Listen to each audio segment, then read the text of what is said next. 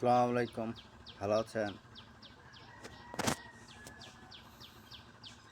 দোকানটা করি, হাতের ব্যথায় খুব খারাপ লাগে ভাইয়া।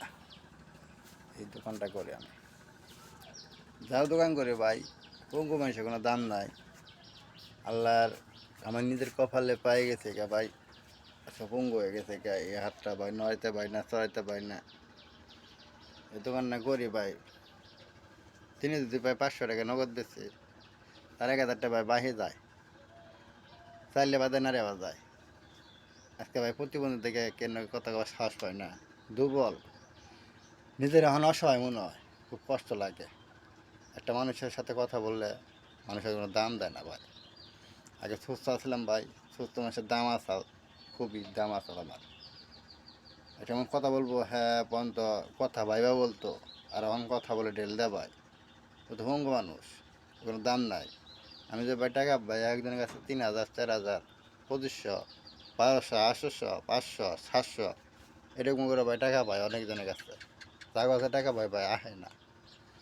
আজকে দোকানটা ভাই অনেক ভাই খালি হয়ে গেছে গা। আমার ভাই ক্যাশ আসছিল না ভাই, 5000 টাকা দিয়েছিল একটা স্যারে, ও বুঝলাইতে না। দোয়া করি ভাই, স্যার সাহায্যে আমার দোকানটা করা হয়েছিল। তারপরে ভাই কী করুম, স্কুল পাই না, 5000 টাকা দোকানে কী বেচা কিনে হয়।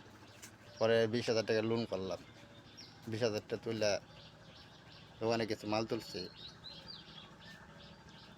কিস্তি দিতে হয় ভাই, খাইতে হয়, ও মালও আনতে হয় দোকানের।